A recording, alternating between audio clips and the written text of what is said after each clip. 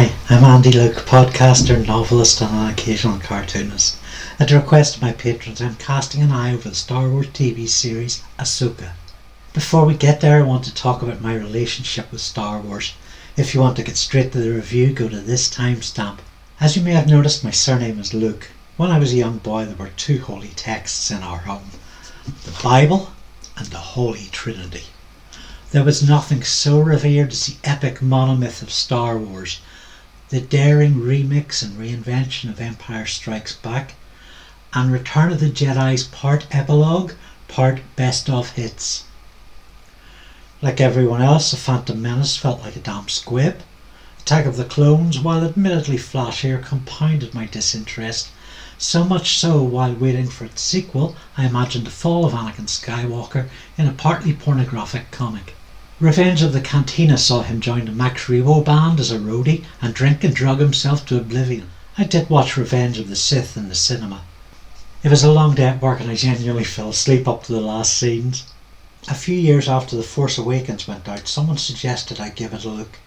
After noticing elements of a shot-for-shot recreation and learning to hate this robot, I gave up after 10 minutes. I didn't bother with Star Wars again until my partner recommended I give Rogue One a try, and its emphasis on politics and guerrilla insurgencies and world building gave me something from Star Wars I'd not gotten in a long time.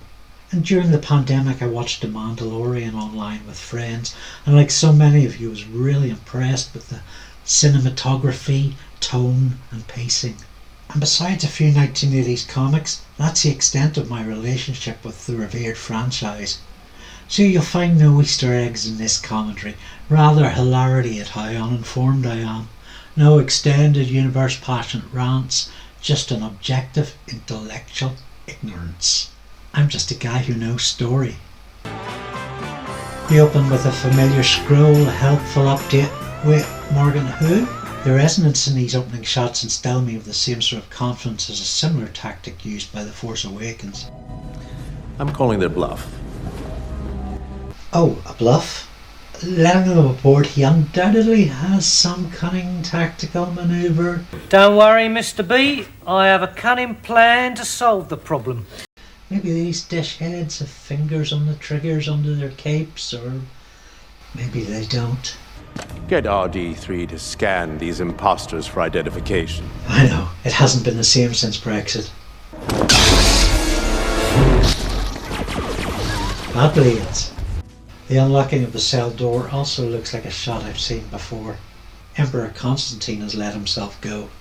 Ahsoka searches among ruins and sigils, an archaeologist's wet dream. Looks like an old ashtray pre-smoking ban. Ahsoka's debut has a fair amount of posturing, skulking about and wearing oblong coats. It's a moody goth aesthetic many of us old-timers got over in the 1980s. Or the 1990s. Or the 2000s. And I have to ask, why does a robot need a cape? Is it neck strain because of the heavy backpack? These are not fashion-conscious robots. Oxfam would bin a bag of these capes. Capes even, they'd be more used as bin bags. The episode is filled with so much of Star Wars visual language, it's less cosy than it is playing it safe and lazy. Initiate self-destruct protocol. That's more destruct and self-destruct. That's a world leader scale tantrum.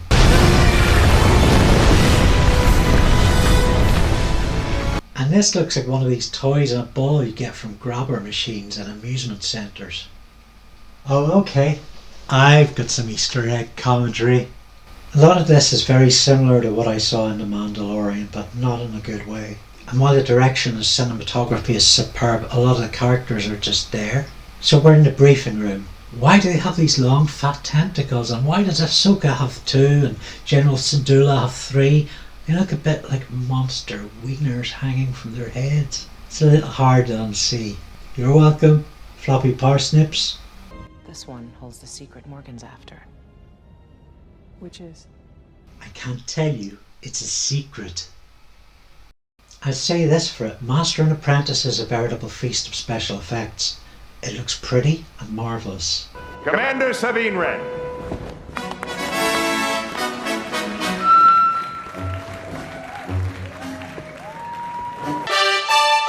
Where is she? I don't know, she was just here. And we get Sabine Wren in Star Trek 2009 racing hijinks. Oh wow, what a daring character. How bold, striking out from all those people attending an award ceremony. To devote your life to coming up with an innovative formula for tomato juice with bones in. Her bravery will only increase our understanding of human and speeder bike to E-wing fighter physics. See how she's only inches away from getting smattered all over this craft, leaving the pilot with a profound trauma that he won't get over for decades, but instead surviving and giving him a transcendent meditation on the cursory nature of life and death. This makes me like her so much. I really respect that. This cat thing I'm calling Blurble. Hologram man looks like a nice death cult nutter. Albino girl and shrill witch visit the smokers area. Commander Riker is there. Sorry, this is Balon Skull, played by the late Ray Stevenson, to whom this episode is dedicated. I hadn't heard of Stevenson until now, and that was a surprise because he's a Northern Irish actor from Lisburn, 13 miles from me. His last 20 years saw him put in his commitment to the screen, appearing in historical drama Rome, and as a Punisher, Volstagg and Thor Ragnarok, on Black Sails and Dexter. In the latter as Isaac Serco, he was nominated for a Saturn Award for Best Guest Starring Role. He's fine here. I've not really got a feel of his character yet, but I sense there could be more going on for me to get to. Everybody in Ahsoka seems to know everybody else. Balin. Lady Morgan. Who is this Jedi? Ahsoka? Tano. Give it to us. General Sometimes Syndulla. you wanna And you, go Morgan. She was a great ally of Thrawn. Commander Sabine Wren.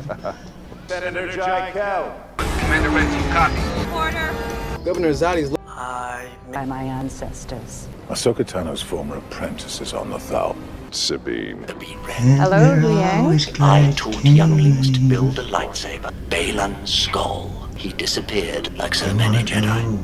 Mandalorian. Anakin never got to finish my training. I've never seen the Clone Wars or most of the other deep lore referenced here, but I feel fairly well onboarded with not a lot to keep track of. That might change as time goes on. There's a lot of quiet in this episode, so much so that one might predict a licensed white noise album. You missed the ceremony. It slipped my mind. Are you kidding? I don't know, she was just here. Is Sabine supposed to be a villain? She's got all the charm of an academic symposium presented by a character from Star Trek Discovery. This is a precocious brat, a walking recruitment poster for the Sith. Ahsoka is a knowing, wise and contemplative one. Wren is a too hip for you, I am sarcastic one. Master and Apprentice leans a lot on stereotypes. Stereotypes are not necessarily a bad thing, being used in social psychology since the 1950s to categorise individual and group behaviour for quicker processing of information in one's environment. Women are warmer and more communal. YouTube audiences like to leave comments. These are generalisations and sometimes off course, but they can serve as a beacon for thinking. They can be useful to writers to plant ideas which they'll grow character from. The types here are not so much weak or hackneyed, but that they are loyal to the stereotype. There doesn't seem to be much blooming from them. They're more than cardboard, but plywood ain't much more. I think I know how to find Ezra. Oh, okay, I got this. Oh, here we go. Ahsoka has a predominantly female cast, which is a positive, depending on whether there is an equivalency within their pay grade. The map stays here. Oh, what do you think might happen next? The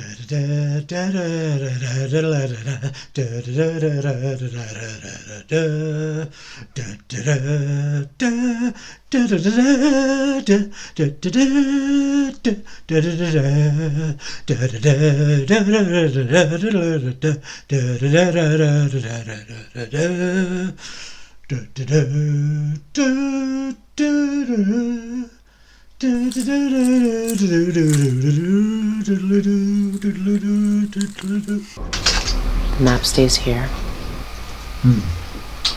Please do not like, comment and subscribe.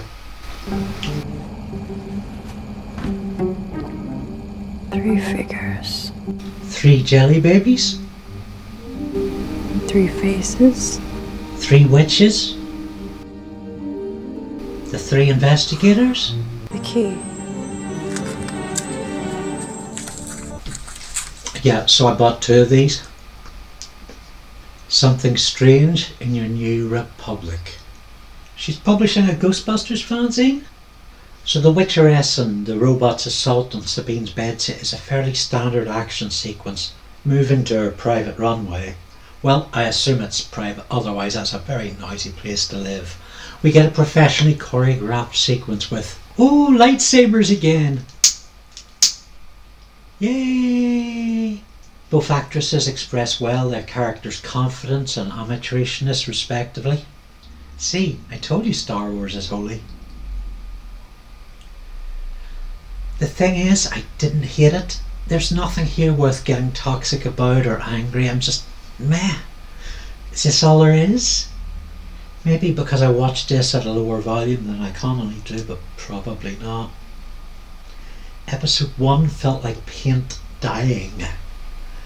The story is mostly talking heads or not talking heads. Ahsoka finds a map, Sabine gets stabbed. That's the story. And reluctantly admit there were quite a few times spent wondering when the episode would end. The closing credits pay some dues to Dave Filoni, Ahsoka's writer, director, creator and executive producer. Filoni is the chief creative officer of Lucasfilm. He's been a powerhouse in seemingly all of the Star Wars TV series, including all the ones with a great reputation.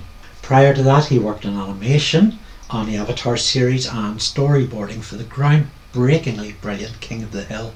He's written Clone Wars comics and is to write and direct a coming Star Wars film all about the interconnected stories that have made up the TV shows. Wishing you helpful maps ahead. Ahsoka comes with a lot of lore. You think I don't know that? I didn't know that and I don't care. I'm Andy, a busy novelist, podcaster, YouTuber and comic book writer. I don't have 2 weeks to watch the Book of the Clone Rebels Wars. I'll take it as I find it. So let's get into Ahsoka Episode 2, Toil and Trouble. We start more or less in a recap scene between Peppermint Pikachu and Red Punker. You don't understand. I unlocked it. Yellow, dodge a bow, disable, stab ignition. Delete, delete, delete. We get a shot of the ice cream wafer ship. Goliath and Snow White are hanging out around Stonehenge. We have located the reflex point on Cetos. Oh, I know that. It's bordering on Land Place. Meanwhile, Ahsoka is at the lighthouse with Blurble, who'll not been fed in a while, I'm sure.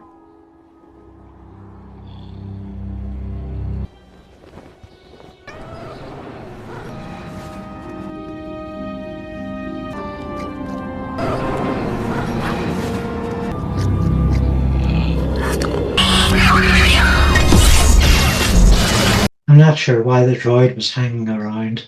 Hang around, get it? Explode? Perhaps we should perform this operation somewhere else. I say go for it. Because you're a hologram. This line gave me a laugh. Sabine's guerrilla army type hacking riff sets a new low bar for phone-in storytelling, which probably wouldn't fool a 6-year-old. Disable. Yellow. Dodge a bow. This droid came here from Corellia. How did she glean that data? I can see the drinkers among you have set up a game. Meanwhile, the Game of Thrones reunion party is off to a slow start, but the holographic light show is already in there. This is our galaxy. Their expressions here give an idea of the seismic shift of this in teaching tools. No PowerPoint has come close. Tony Stark can suck eggs. Elon Musk is a little poopy pants baby who can't get over his ex-girlfriend. Pathway to Peridia. I might have a copy of that somewhere. Oh, here it is. The Eye of Sion is on its way here. And Bob Marley is bringing the lion, just as soon as the zoo signs off on it. The women with pigtails made out of real pigs harass Armando Iannucci into a tour of the dockyard, and he gives a good potted history of post-trilogy economic tribunals from a working-class perspective. There are parallels made with Operation Paperclip when, at the end of World War II, prominent Nazi developers were relocated in service of the United States and other Allied countries. I get to learn Morgan was an arms manufacturer, just like Marilyn Hewson, James Tastelett, Gregory Hayes, Christopher Callio, Dave Calhoun, Susan Doniz, Kathy Orden, Dave Kether, etc. The conversation about regime change and not change makes for a great hook in its overlap with realism, and it dovetails nicely with the Jolly Green General's advocacy for Sabine, which in itself is advocacy for Ahsoka. Oh, it's a little prick. Blast! We get more exposition clarifying Sabine is not well, but it's already evident she's a sicko. Natasha Lou Bordizzo hasn't a script to endear her character, and seems petulant with digging a deeper hole. Teen Drama herself is up and about. Tenant Bot points out how Sabine's lightsaber is hers because of the modifications she made. This is the second episode where the character's spoken on the theme of the replacement parts and authenticity. It's a reference to the ship of Theseus, the philosophical question it asks, if an item is replaced with new parts many times, is it still the same thing? I have known many Padawans over the centuries, and I can safely say your aptitude for the Force would fall short of them all. And you smell. Minimum volume. Yellow. Dodgeable. I'm seeing the theme too of an apprentice who didn't complete training because of their master. It's the show's recurring motif. Though when it comes to the teenage bitch, I don't blame Ahsoka. Back to Min Weaver's yard. Weaver is less a working man than a manager with politician skills. As soon as he says the document needs authorization to be declassified, it's fairly predictable he's a naughty baden and will come to no good. For the Empire!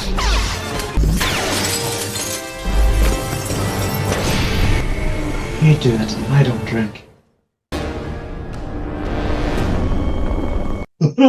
That must be a Jedi Knight.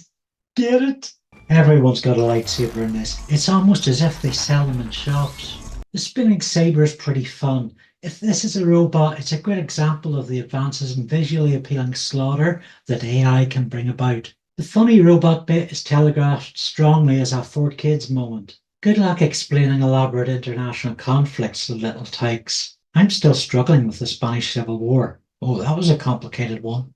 Of the three spotlight characters, Syndulla is easily the most tolerable, so I'm glad we get to spend more time with actress Mary Elizabeth Winstead, who's allowed to give an upbeat performance.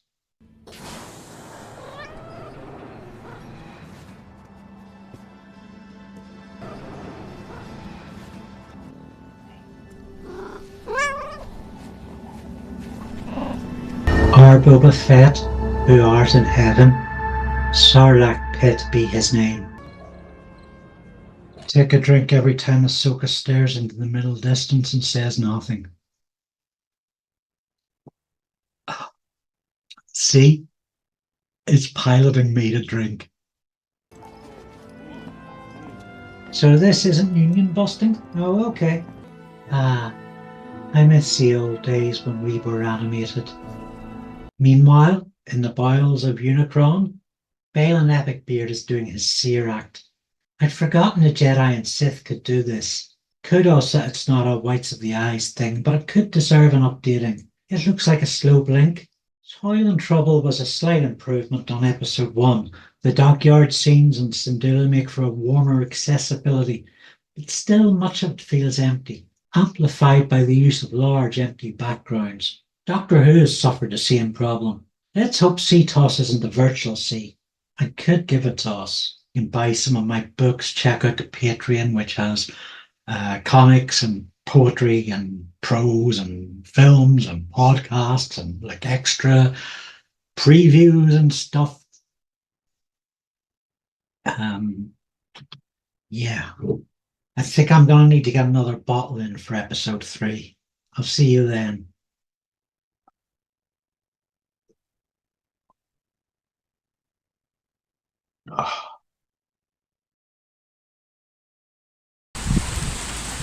Welcome to the review of episode 3 of Ahsoka.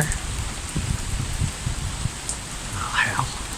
I'm Andy, a busy novelist, podcaster, YouTuber, and comic book writer. Roland Barthes's seminal work, Death of the Author, puts forward the idea that a writer cannot rely on the reader's knowledge of their other works or the interconnectedness of stories and their context. This is where I stand as a writer, having seen very little of the modern Star Wars lore, which Ahsoka seems to use heavily.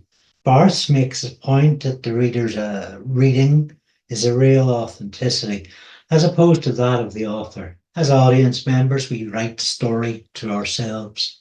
We are the directors of the production. By Barth's yardstick, if you've never seen Ahsoka, and I tell you it's about a group of female misfits who go into business as construction workers, and hilarity ensues, you'll be going along with that.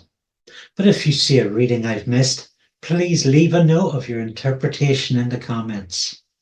Previously on Ahsoka. Stop that ship.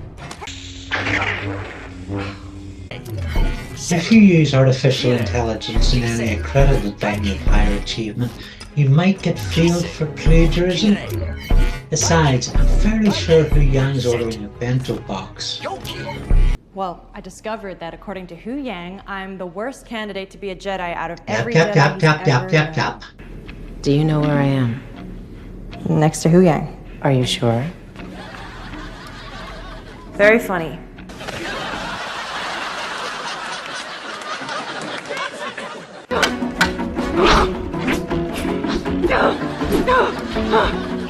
Once more with speeding. Syndulla's report on the shipyard neatly skips past the problems of post-conflict integration for the easier morsel of that bad guy over there, which is the way the narrative seems to want to go. And in honesty, the Zoom call balances this with a bureaucratic tone so well parodied by The Simpsons in response to Phantom Menace. At Central Perk, Sabine, sobbing wretch, Ren, who really should not be allowed coffee, is given a pep talk to by a sucker, Ahsoka. It takes time.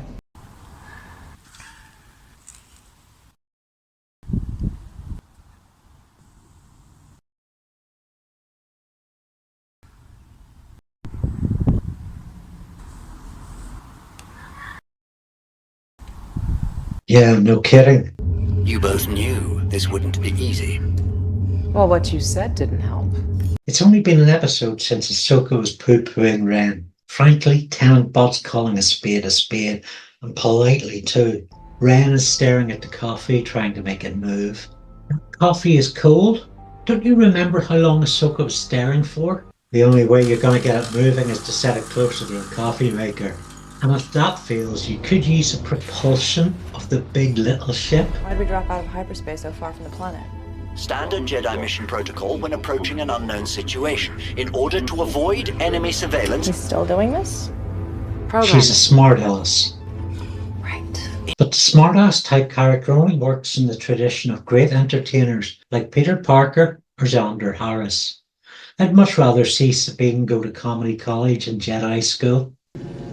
That's no moon. The Luke and Han cosplay is fairly dull, a little noise to create the sense of plot. The Battle of the Onion Ring is over fairly quickly, but less so the outright remake of remakes. They're coming in! 3 marks at 210! I am tracking 2 squadrons of 3 crafts.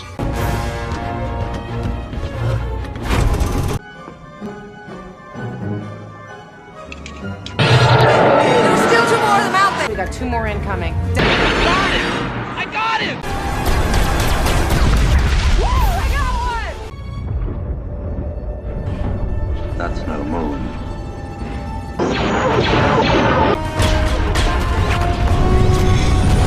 Put your deflectors on! Deflectors at 10%. Stay on target. We're too close! Stay on target. Yang! Just a moment. Just a moment. There's nothing I can do about it, kid. I'm full power. Backup kicked in, but we're dead in space. I have you now. We have them. I see them. I see her. Sabine! Did you fix the ship yet?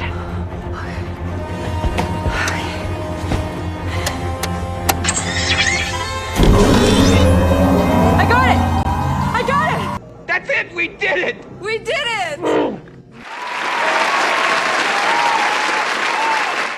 If it's using parts from a scene from the Force Awakens trilogy, using parts from a scene from the Phantom Menace trilogy, using parts from a scene from Star Wars, is it still Star Wars? Space whales! I don't know if these are the creatures from Empire Strikes Back, the Boondogs, Bogdans. It's been 10 years since I've seen it. In any case, they certainly enliven the world of Force, fire sticks and functioning droids. The Empire can never quite finish their building projects, can they? I'd have thought by letting them build this galactic hyperdrive unicycle, it might get them out of the way for good, solve a problem. We're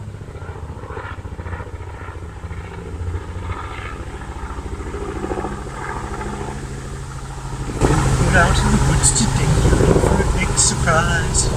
And yeah, no kidding, we get into the forest and the episode stops, just stops. Runtime is 31 minutes, over 10 minutes shorter than either of episodes 1 and 2.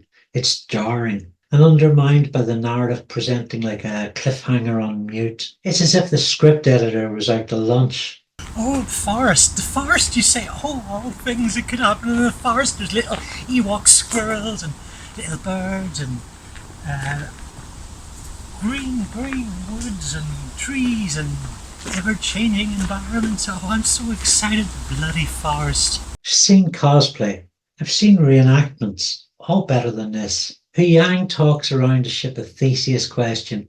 If Ahsoka uses many of the parts of Star Wars original trilogy, especially New Hope, is it Ahsoka? But because this is a new show, there's nothing to compare it to. And its purpose seems to be to insist on this being Star Wars with its timeline setting and the endless homages. Is this Star Wars? The magic of the originals remain largely untarnished by any other claptrap. Why do I love Star Wars, yet I'm nonchalant about the suckiness of Ahsoka? A New Hope had its own ship of Theseus in play. Lucas famously evangelized for Joseph Campbell, author of The Hero with 1,000 Faces and other works. Campbell was a sort of eminent professor of stories. From reaching worldwide historical studies, he traced a key plot and character beats. In the heroic type stories, he found largely linear, common steps known as the monomyth, or the hero's journey. Contemporary cultural studies show how these breakdowns align with the New Hope and the organic feel it achieved.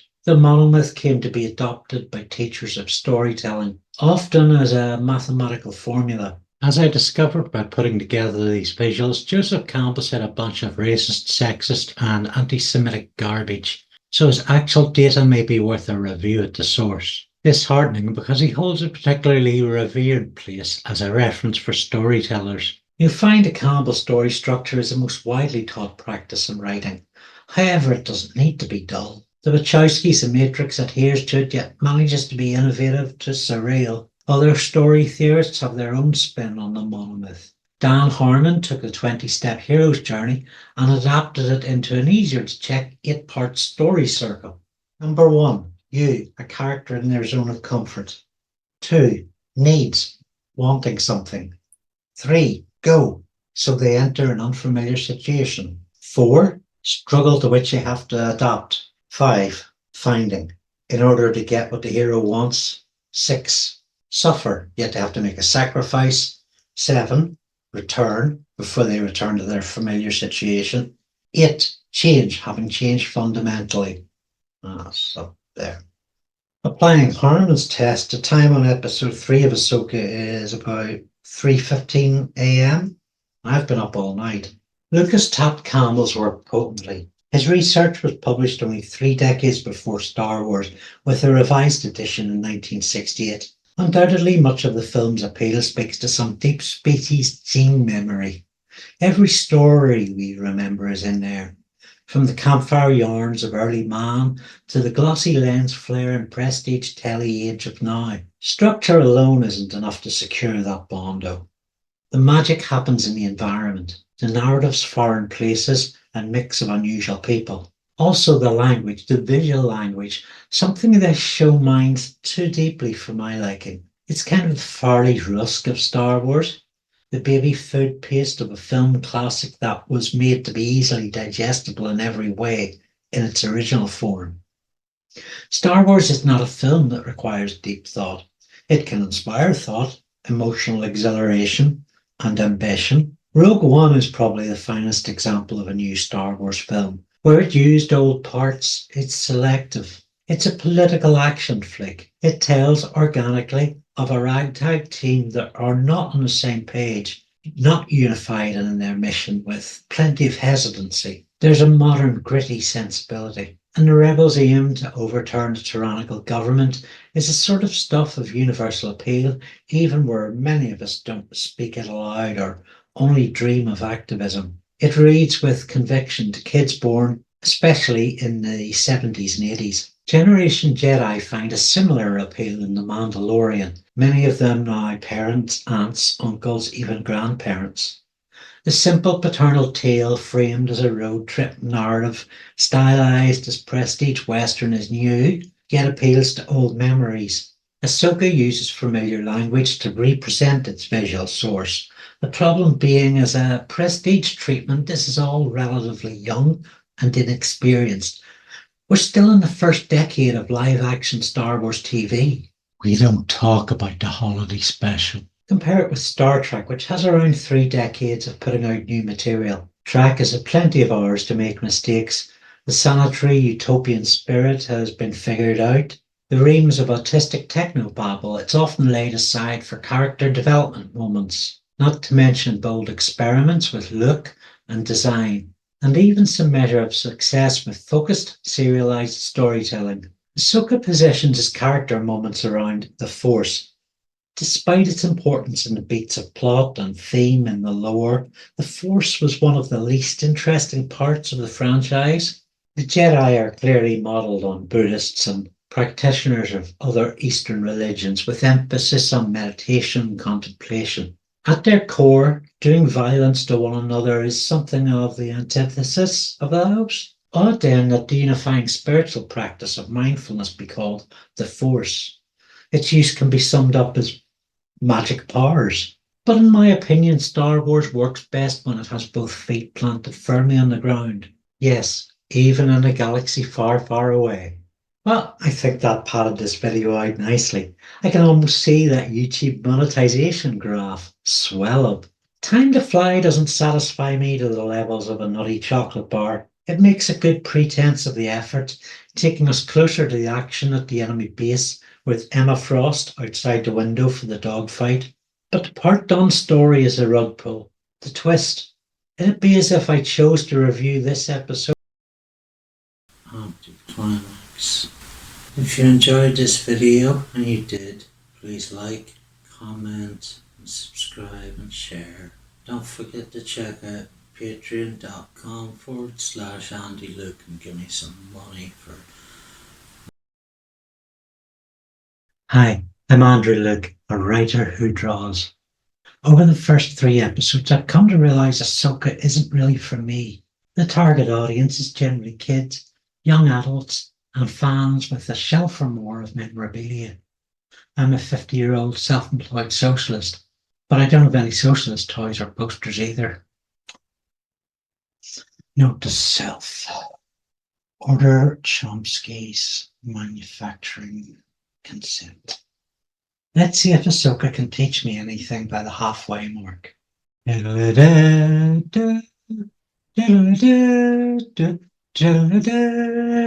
John Williams III. This is copyright claimed by YouTube and it's blocked in all the regions you can think of. Although there's no impact, it refers to another bit that has me going out and talking to Cam. That's copyrighted. My room is copyrighted. Tinkle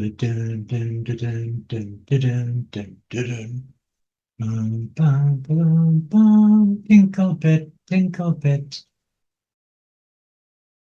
Veteran deep-sea Alaskan fishermen have something called the Pribilof's stare. We have the Ahsoka stare. In spades this episode. If we can't make the journey to find Ezra... There's been an awful lot of talk of finding Ezra, but no actual proof of him being alive.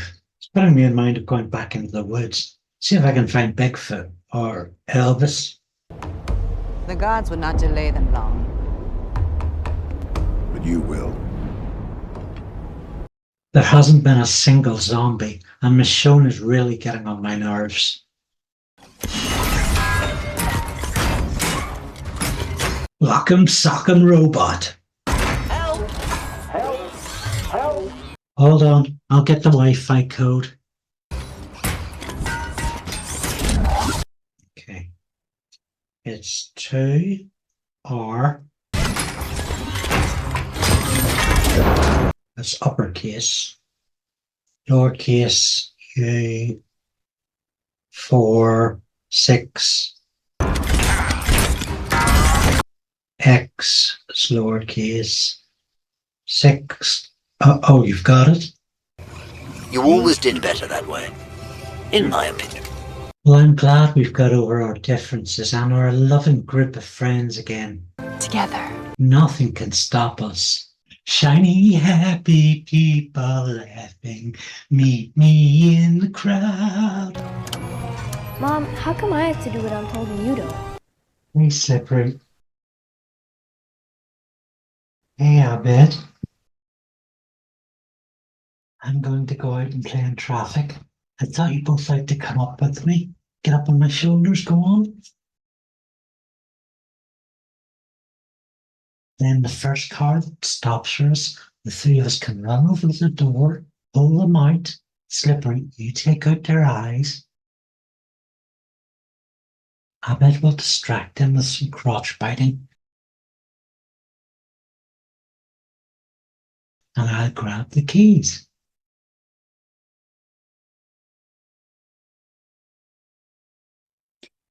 So that was going to be an original video skit for this session, filmed with the gerbils. But I came down this evening to find out that Slippery is not a boy after all, and there's 4 or 5 extra life forms in the gerbil radium. Cool. Once a rebel, always a rebel. Thus far, Ahsoka's show's been gentle on my ignorance of deep lore. It might be Carson and these others were in Rebels. Was Rebels a name of Star Wars characters performing music? Darth Bowie? Or a show about the Jedi punk scene? X-Wing specs? The gas pistols? The Exogorths? The Clash? Patty Sith? Staring heads? Nice lighting there. They must know they're in a live-action series.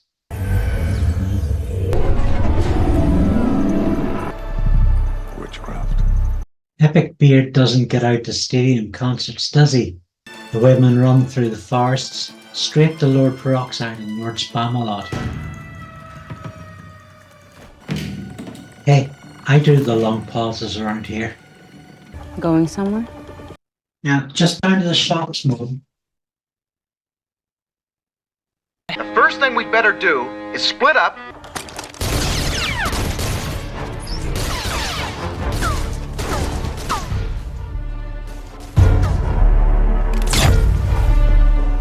This is the 3rd episode to feature Sir Not Jedi Knight. Initially I thought he was a robot, and then I thought about the first episode of Scooby-Doo. I'm not clear on if they've been properly introduced, in which case I guess they're trying for mystery. I'm calling them as Ezra. The waitress looks off her game here, just carrying her wand around like an encumbrance. She can't see the whoosh for the trees. Thanks, Andy. Ahsoka and the Dark Knight seem evenly matched at this point. Sparks are literally flying. Cracking stuff. What's the word in the studio? Sean, unfortunately Rain's cancelled play on the 3:30 at Avisham. The bookies, lads are broke, are offering favourable odds for the Jedi Ahsoka at 2-1, Ren at 3-1. Sean? Thanks, Susie. Oh, Ahsoka's pulling out her meditation moves. We could be seeing her lead with the chocolate orange. Teen drama over at the grassy knoll. Andy, the Knight has pulled out a fan rotation system. Some kind of helicopter blades. Ahsoka's gone into a deep stare.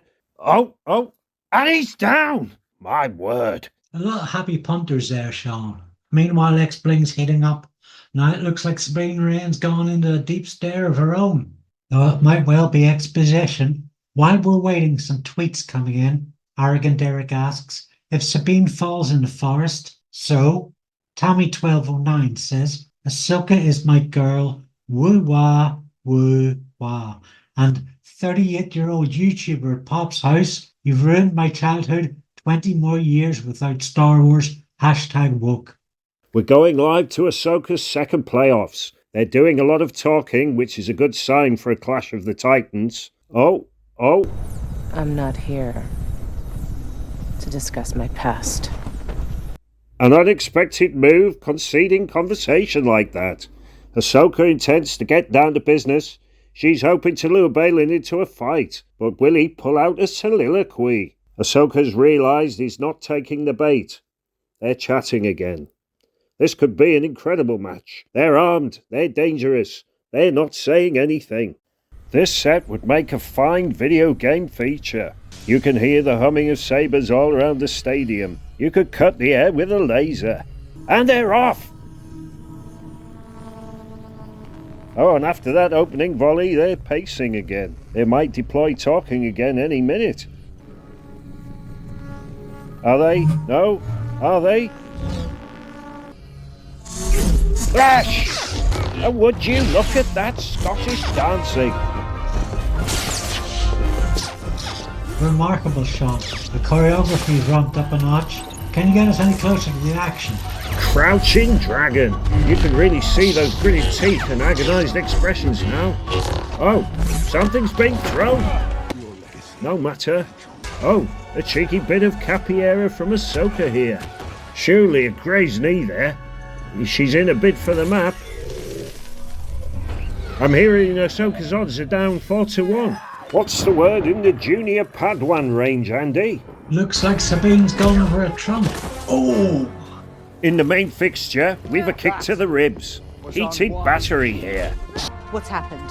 The final calculation is incomplete. Get the map! Nasty concussion there. They'll have to get the ambulance crews in. Sabine's on the field. Oh, Ahsoka's odds just dropped. And there she goes. Now it's Baylan's turn. Looks like he's reaching for his recollection of poetry. Has Sabine brought coffee? Baylan's offering her a job. This is unprecedented behaviour. It's unsure at this point whether she'll get her own desk or will she be hot desking it with Ezra. Shin, release her. Oh, that's her name. Thanks guys, well there you have it. Quite the evening of entertainment. I'm sure many of you at home were as gripped as we were here. That's all for now. Join us later for the highlights of the Bantha racing at Chepstow. Final checkout is completed. The calculations are complete. He followed us! No one will be following us. We're in 5.5. Pressurizing zones 3, 5, 7, and 10. The main drive is now online.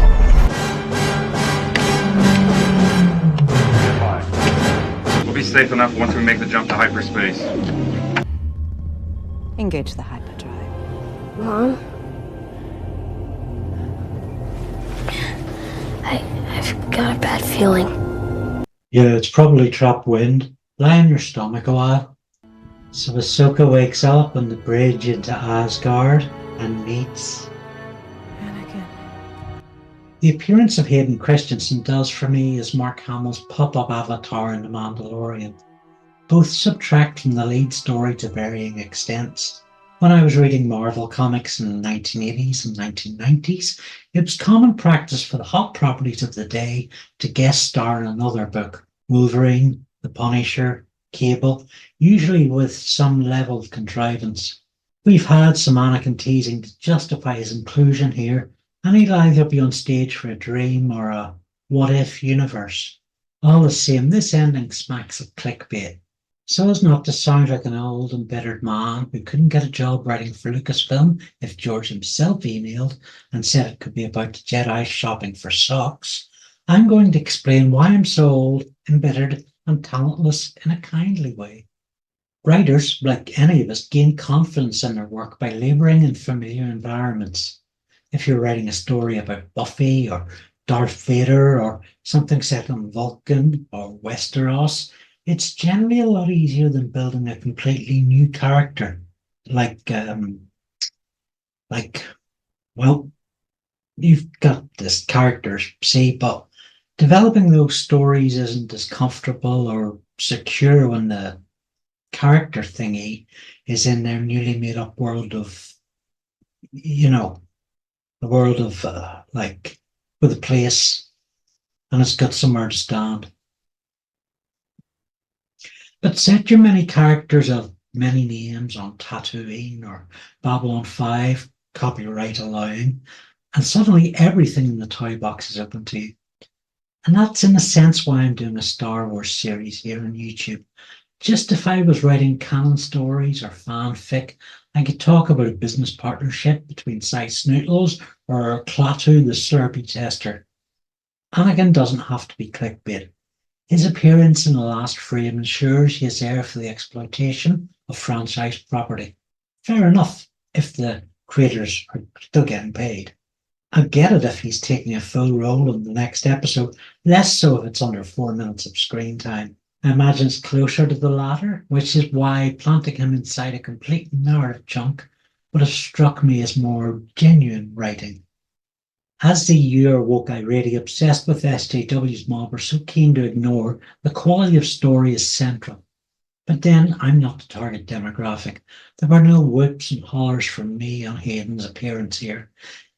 If you've enjoyed this episode, I'm glad you did, and don't let anything I've said distract from your happiness from this half hour of entertainment. All in all, Ahsoka Episode 4 wasn't bad. The saber-to-saber combats were the centerpiece.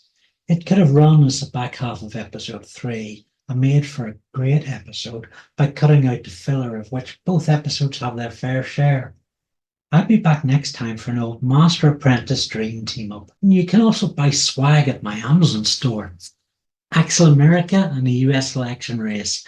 A 2016 novel featuring parodies of self-parodies. Donald Trump, David Icke and Alex Jones. Cover art there is by Sean Duffield, whose voice you'll have heard on this video. Thanks, Sean, and to Susie Kaner doing the voice in the studio. You can check out Sean's art on Instagram at sduffield9 and his graphic novel publications on Amazon, link in the description.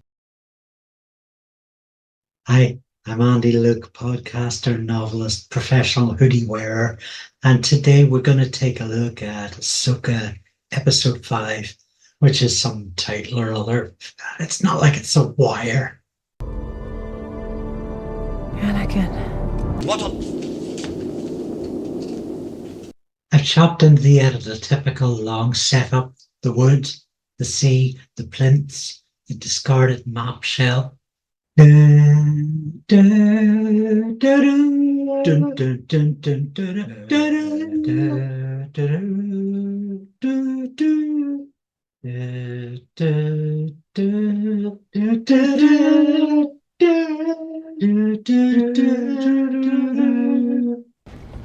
Mom? Can I come out now? Danger, Will Robinson!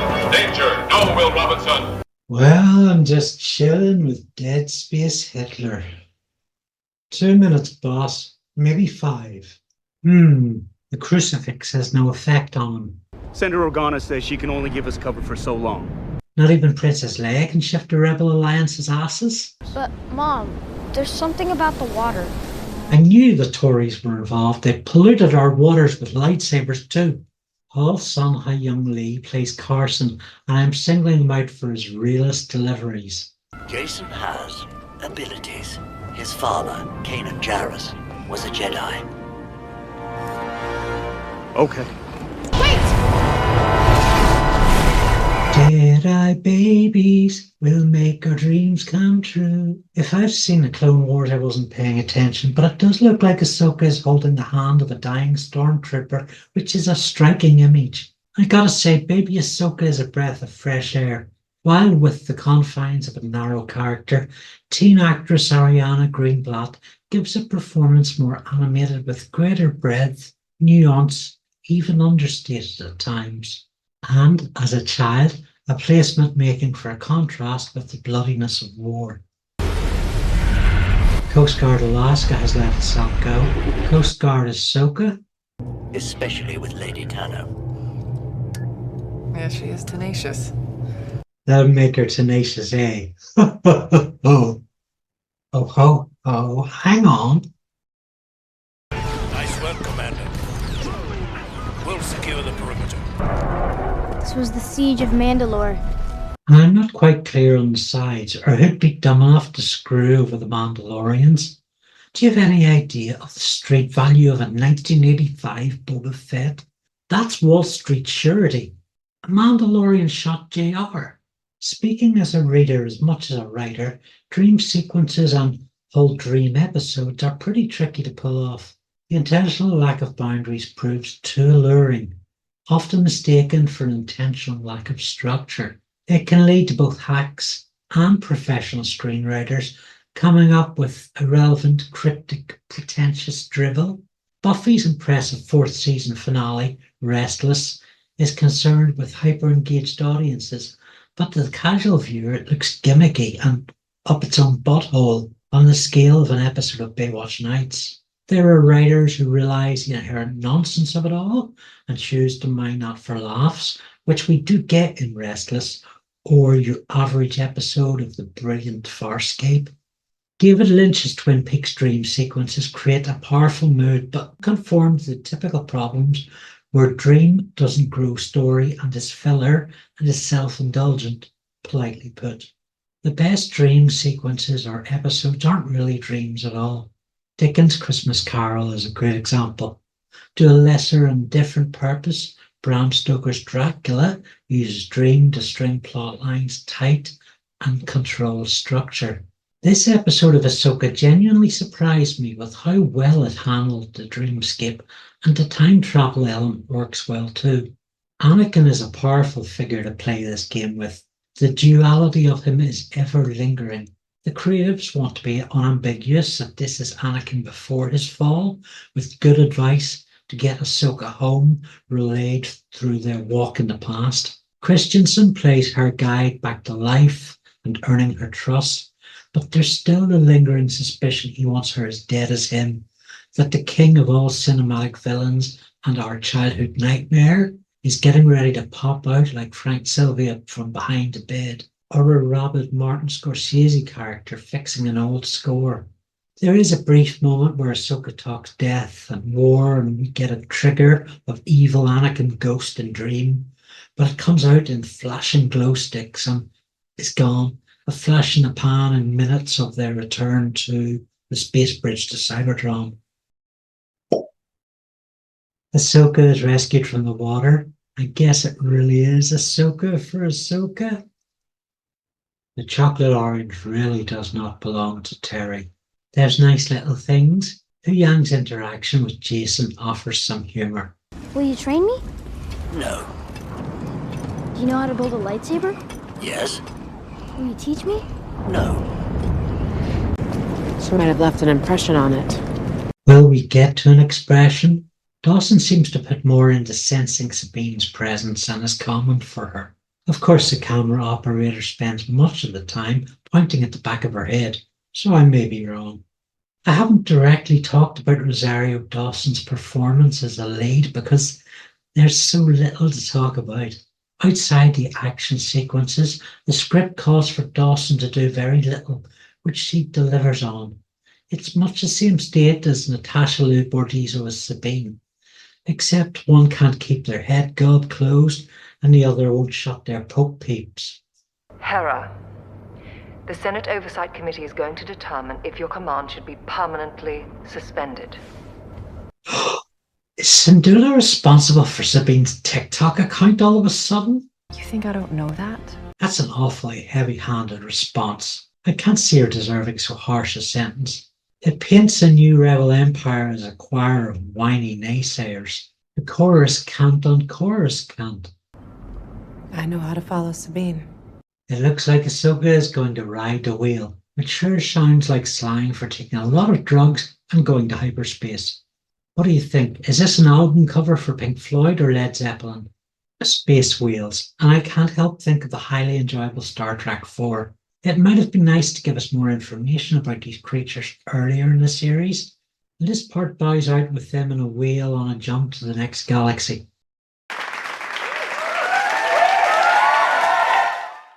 All in all, this was a pretty good piece of television, particularly the first half. Not great, don't misunderstand me, but you could speak its name aloud. I sat on my backside and watched episode 5 while I had my dinner. I might watch another one. It was a lot better than all the other 4 parts of Claptrap. My brain was switched off, it stayed switched off, and I enjoyed the experience and the popcorn. And another thing, I have no housemates, so who the devil am I talking to? And where's my popcorn? A ghost eating my popcorn? No Thrawn. No war. And no Ezra. Ezra? Who the fork is Ezra? Hi, I'm Andy Luke and welcome to my deep dive of a writer watching episode 6 of Star Wars Ahsoka. So we've got Sabine in a prison cell, but Ray Stevenson is the best actor in this. 3 non-blondes. So I was wondering why Morgan didn't use a star wheel rather than build the onion ring. Instead of telling us why, the dialogue tells us, "My people were among the first to harness and ride the creatures in the days before time was counted." She could have. I suppose it's similar to the national de-skilling of the workforce and the inability of modern capitalism to manufacture products that can be fixed at home in favour of just throwing stuff out. I think the average stormtrooper knows how to install a toilet main. The Batty people approach Peridia on a route through a star wheel graveyard. The field of rotting wheel corpses just managed to balance along a glimpse of genuine horror and being kid-friendly. Sabine's not really putting on the look of someone who actually wants to be there. She'd fit right in on EastEnders, wouldn't she? Get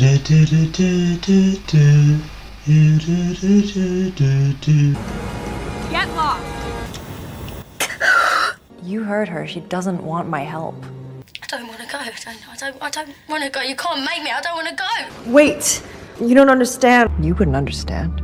It's overheating. Switch it off. Not yet. Get away from me. Stacy. Calm down. For all the good it did me. Obviously not. I don't think that's up to me.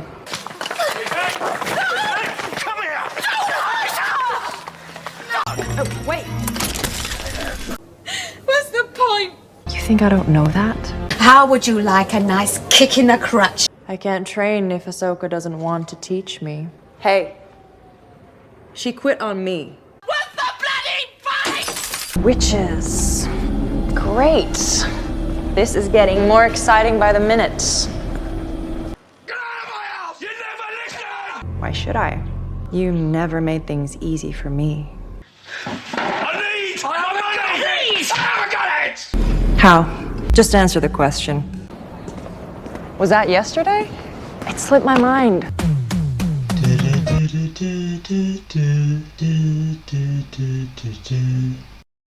Madness in the multiverse with the Scarlet Witches. I got a wee walk here. Oh my goodness. Oh. The designs employed by the witches are quite pretty.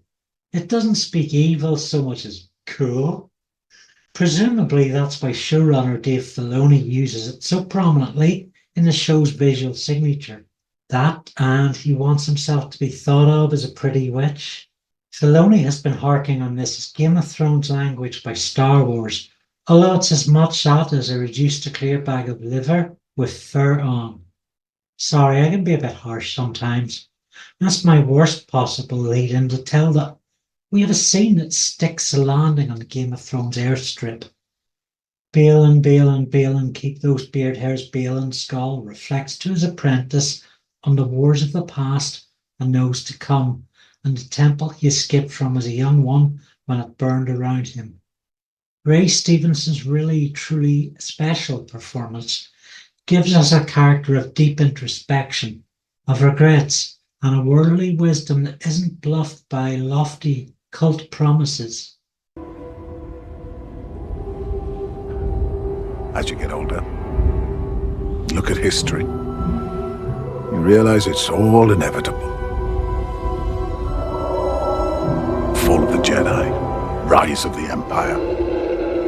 It repeats again and again and again. All this is in Dave Filoni's script, of course, and this actor makes it Ahsoka's best scene. Ivana Sakno as Shin makes a few chirping noises of effort, which mark the character out intentionally, as a naive believer idiot. The script calls for her to say little, mostly to be the springboard for Baylan's nuanced character.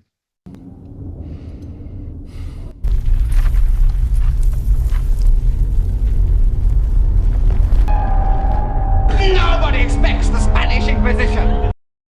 No one expects a bloody great spoiler. That idiot's facing the wrong way, and that one too.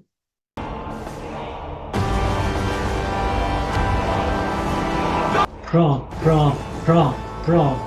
Wait, why are we shouting? He's an ugly looking bugger, isn't he? The deep cleansing face mask is obviously having no effect on him. My first impression of Thrawn is as an eccentric duke who wants all his pores opened while selling you on a factory of refurbished cars that were stolen all across Europe. The introduction of Thrawn and his militia considerably ups the dramatic stakes. So Sabine set loose to search for this friend of hers, Dodger or Zed or Spike, I don't remember his name. Tota looks like a giant feral rat. A pretty good weapon for the wastelands. Not quite the cowboy. Ahsoka the show hasn't been overly clear that Baylan and Shin are mercenaries, probably because there was no self-employed business talk, instead dicking about round obelisks. I wonder if we might see the nuanced Hulk man of many follicles switch sides at some point. As far as I can tell, he left the Jedi Order because he needed to get away from the affiliated BS. But that journey led him to this place, where he's tired of seeing the horrors all over again. Sabine is attacked by the Sand People. Sorry, she is a magnet for reboots and remakes. These are clearly Baron Ironblood's red shadows. Blood for the Baron! Destroy G.I. Joe the Action Force! Red Shadow Cobra la. Honestly, you leave your child at the petting zoo for some peace and quietness, animal starts biting and barking. I wish Sabine wouldn't do that. Thrawn is transparently written. That's not a criticism, but he is an easily recognisable type. A blue-skinned Gus Fring making decisions from a place of pragmatism. Though he does feel more sinister, Gus often seemed to be such a nice, pleasant young man. Sir, if you have a complaint, I suggest you submit it through our email system. I would be happy to refer you to our website. At her best, Sabine reminds me of that staple of US sitcoms. You abandoned me! Should have known you were a coward. Where horrible characters are dressed as beautiful. The horrible things they say are met with studio laughter. Their hair is immaculate, and they nod and smile and manufacture consent. Okay, fine. I'll give you another chance. You better not bail on me this time. Got it?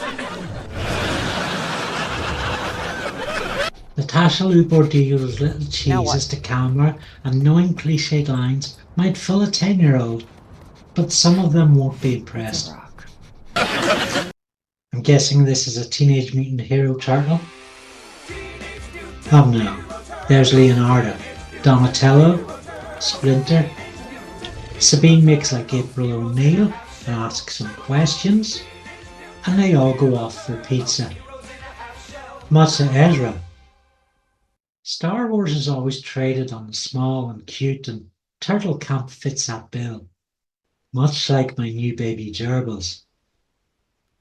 Apparently these characters will come out as a quartet of action figures. 4 toys.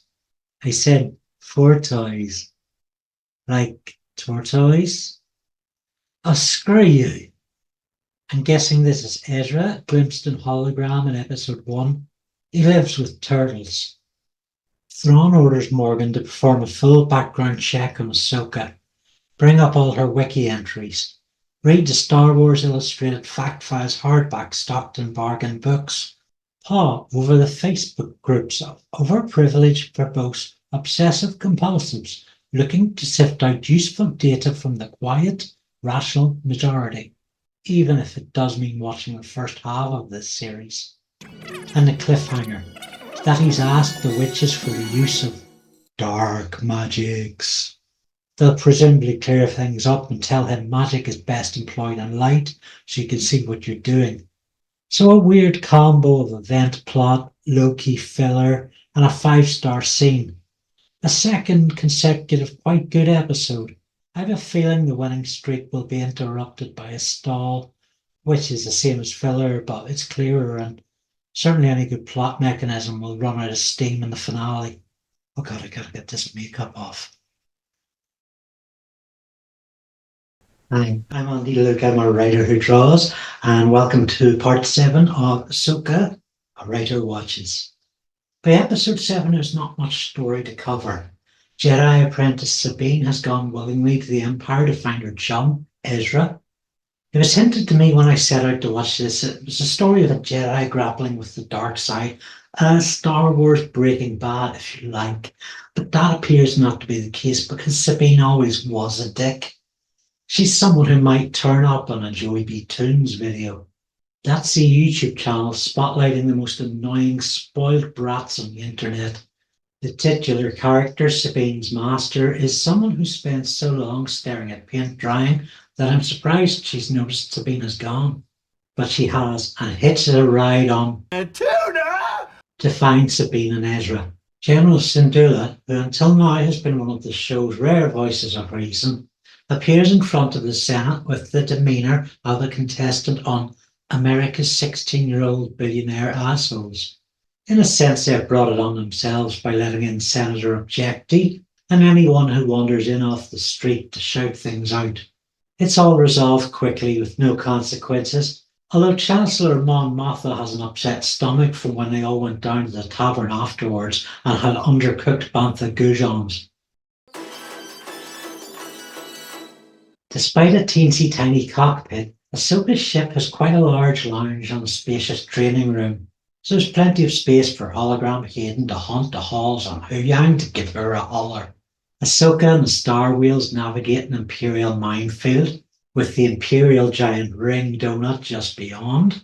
The approach towards it is a paint-by-numbers obstacle threat evasion threat escape yarn with little magnetic believability, the equivalent of a storyteller leaping around a room and yelling,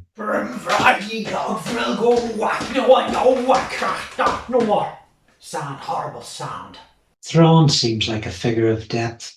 There's something oddly closed off about his eyes. Maybe the actor, Lars Mikkelsen, didn't adjust his sleep cycle for the time spent in makeup. His reporting officer also looks odd. A badly painted Warhammer Space Marine whose mouth doesn't move.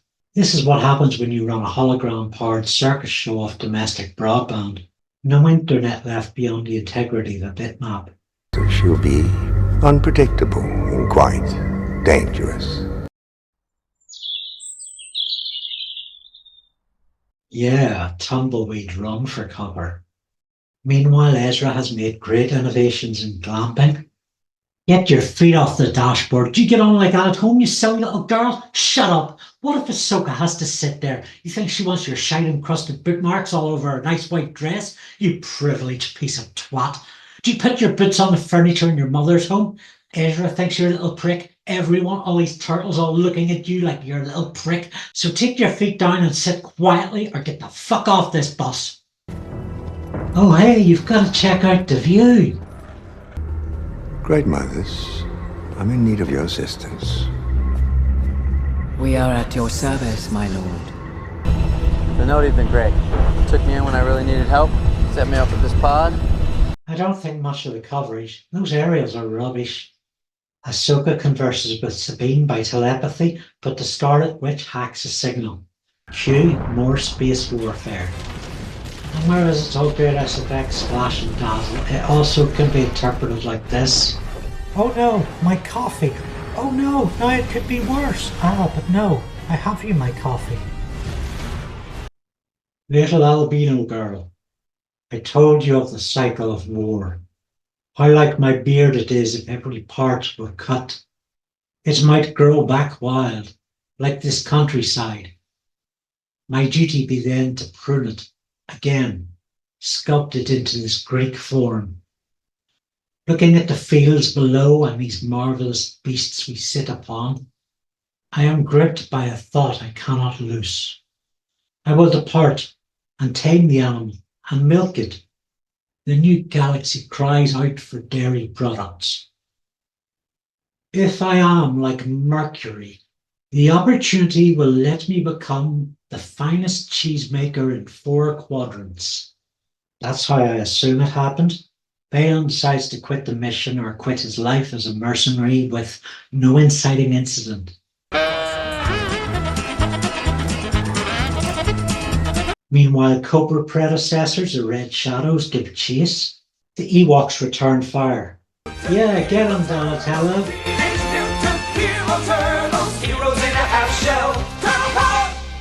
Ahsoka to the rescue. Ahsoka and Huang plot an innovative landing in the style of theirs in the first episode. There's time for a quick stare, so it turns out Balin hasn't quit after all. Putting the killer business in Albino's hands was all a massive misdirect. And while writing is at its core lying, there's a certain style and direction to it. It's not just a matter of saying, well, Andrew Luke's YouTube channel is the most popular on YouTube. You have to tart it up a bit so no one can spot the misdirect. There's a little sense in this scene that Balin is perhaps going to his fate Obi-Wan style.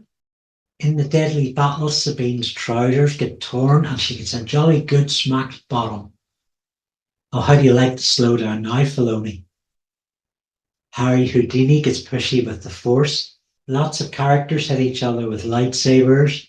Huang shoots. Ahsoka runs. It's all a bit blasé. The stormtroopers arrive. Ahsoka arrives. We're Jedis. We can fly. Thrawn believes Lord Balin has retired and calls off the attack. He's ready to leave the land of the turtles.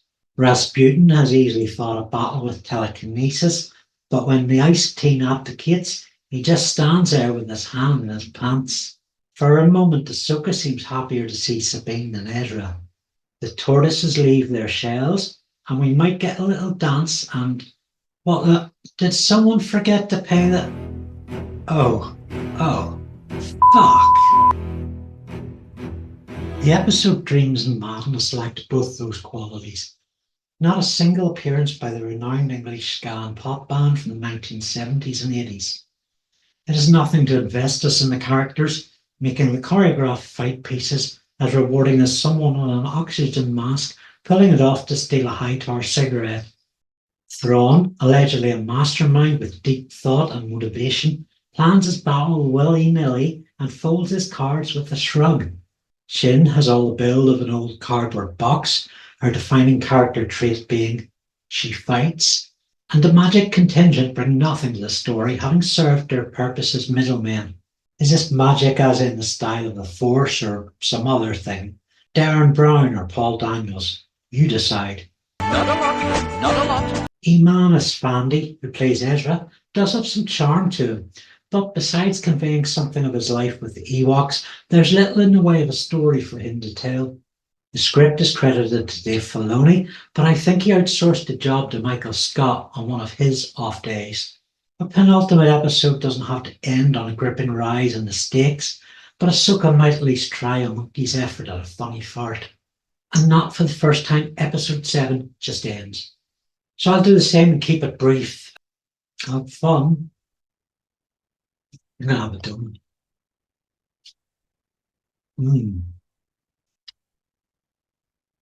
Chocolate stormtroopers.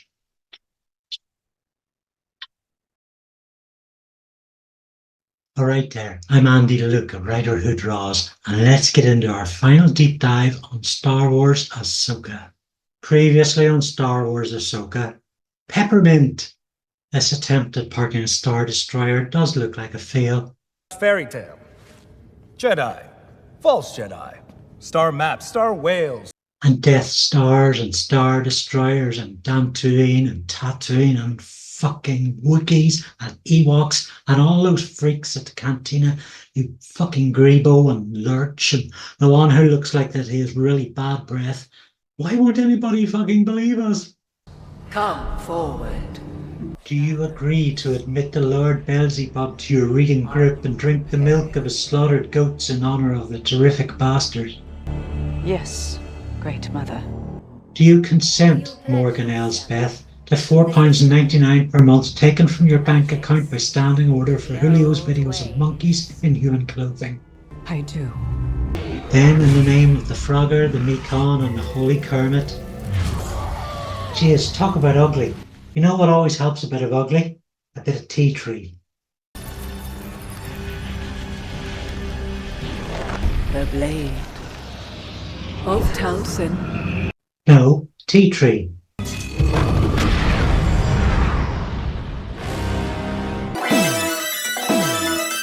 The Jedi, the Witch, and the Warlord by Just Leak Lucas. I'm not liking all these loving glances between Ezra and Sabine. You stay away from her, new boy. She'll break your turtles and leave your space cat to die.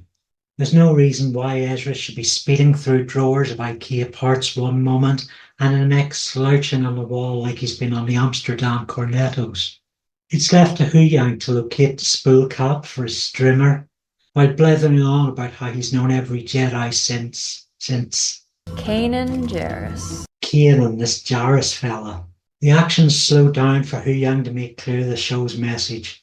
The relationship between a master and an apprentice is as challenging as it is meaningful. Which, if it were that important, you could have said it in an advert instead of 6 hours of this dribble. Then Huang drops a big character reveal on us. The Empire bombed Sabine's family, friends, streets and cities with all the bloodthirsty relish of Benjamin Netanyahu.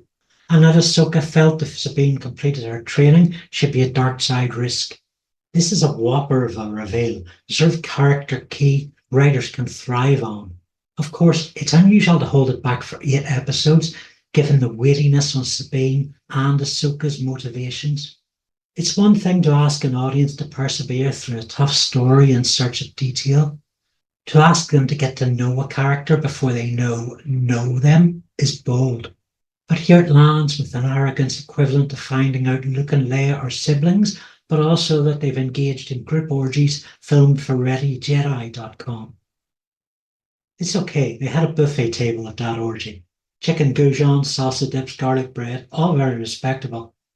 I can't help be sceptical regarding Filoni's motives in using Huang, who has no facial expressions, to drop this paradigm-shifting revelation. Letting us in earlier on Sabine's trauma and Ahsoka's fears would have engineered empathy towards these unbearable characters. Unless you think the Empire has a right to defend itself. Hello? Andree, any news? I know because I... Yeah, I know you do. I know. I think I know. I know how. So we'll know it. I know how. I know. I know. But I know. I know. I know you do. I know. That I know. Are you going to go like that all night? So you know. I do. I know.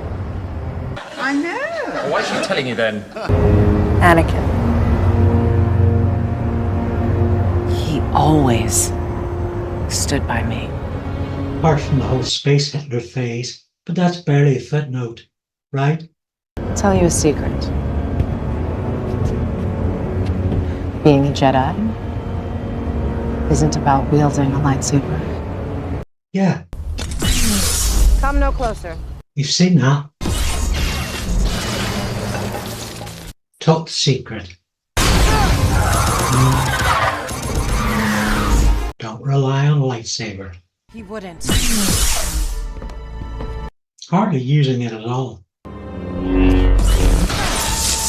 It's not like a focal point. Barely an afterthought. Lightsabers. Ha! The convoy comes under attack from 2 TIE fighters, and I like how these stock vehicles are given a real power of threat. That lasts all of a moment because neither the pilots or Sabine can drive. But then, there's a lot more to being a Jedi than competent driving. No lift from the turtles either. Well, the attack by the TIE fighters had left Terra pinned down. Thrawn, who was happy to let them go last episode, seems of the same temperament, yet orders a ground assault. He's read the next page of script where the 3 amigos track down the onion ring and get spicy dropping a dozen flash bombs. I quite like the stormtroopers in a castle aesthetic. Puts me in mind of the 1973-74 Doctor Who serial The Time Warrior, which placed the warrior Sontarans in a castle. Of course, we've to bear in mind the first law of stormtrooper physics. It dictates a stormtrooper armed to kill at close range cannot hit a target from any angle. In the second half of the season, Ahsoka has added posing to her repertoire, employed with the gusto of Madonna's Vogue on a loop for 3 hours. She's an adept at selling the brand.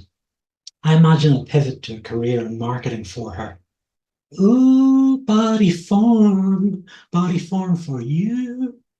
Always Ahsoka. Go compare. Stage freeze! Don't say stage freeze, just do it. Yeah, whatever, fuck nuts.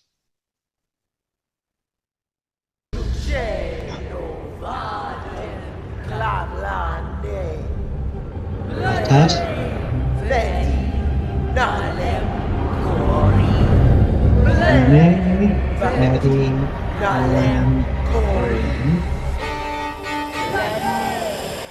Okay, so 3 times.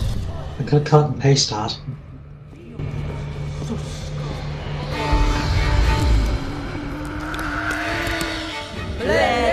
Yes, Blenny, Very, Marin, Kareem.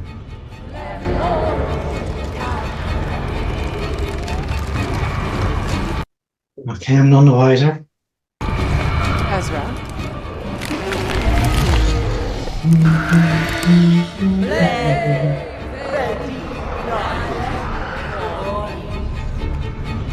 Two stairwells. Gee, I hope they don't get separated. How about a nice cup of tea? The Jedi are advancing swiftly. Come on, get a move on. Come on, hurry. We require a little more time. Are you for real? You're going to miss the school bus.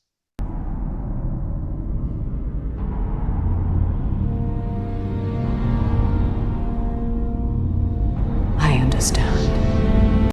I don't. Daphne. I'm sure Daphne's very happy.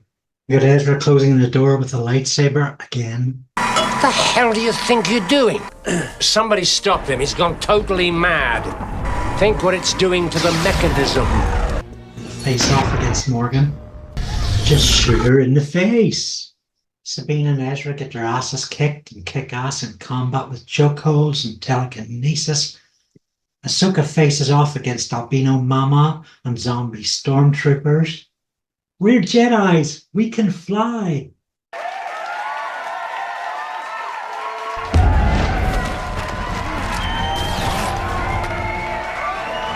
And we cut away just as Sabine is about to leap, only to find she stayed to save Ahsoka's ass.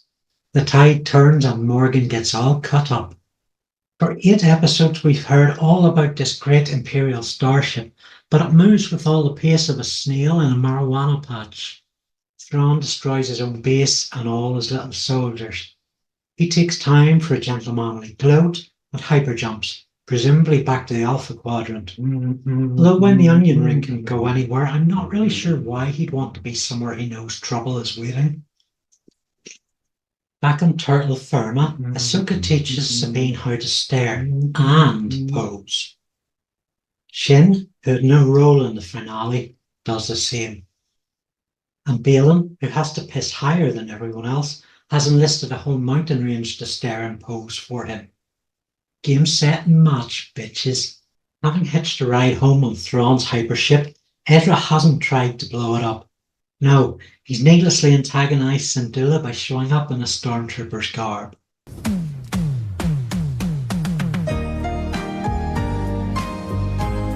Kind of wondering, even though I know when this episode will end, it keeps on going, and frankly my bed is waiting,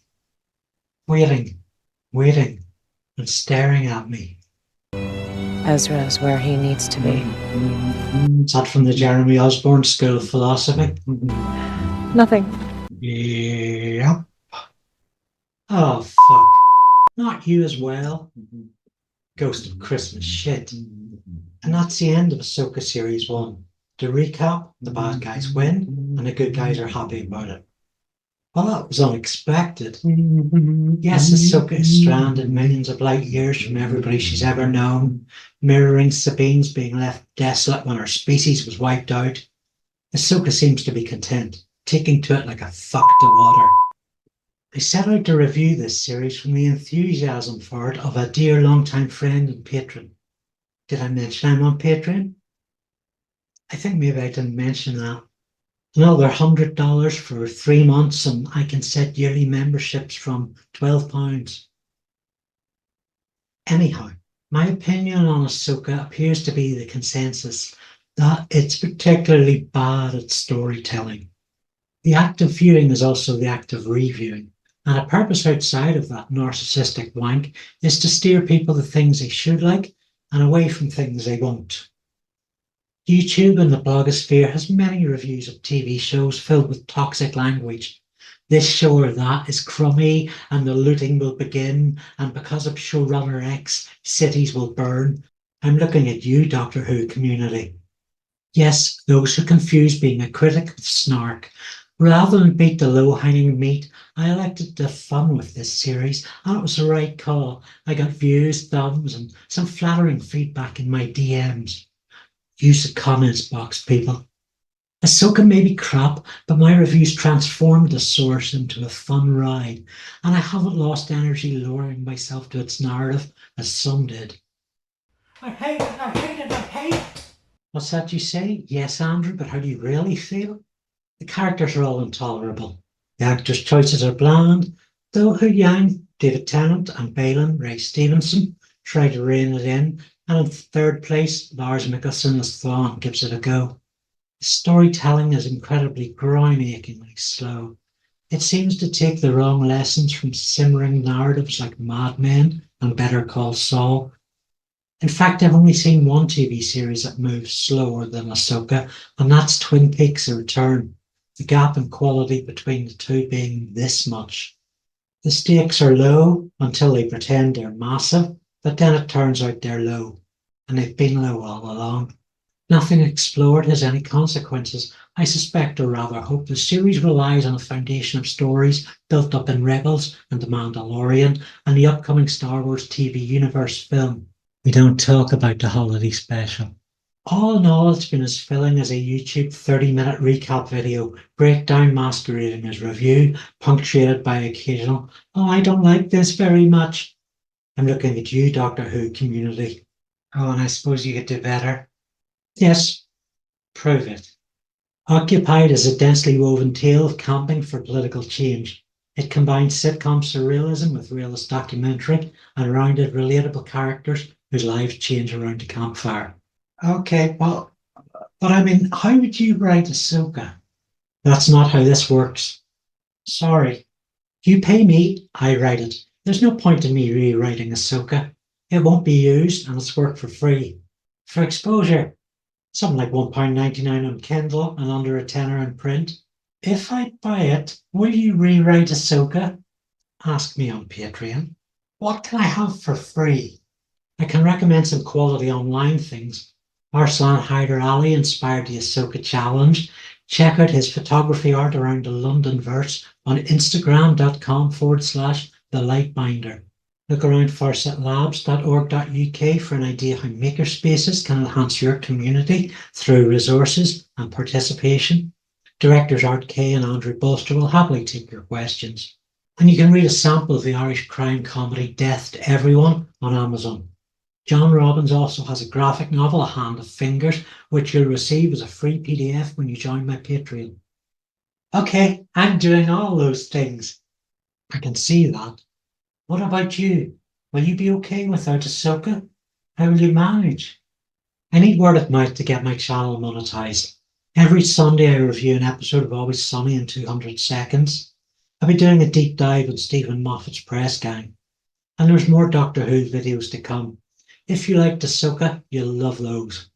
I'd like to give a shout out to all my patrons who have made the Ahsoka series happen.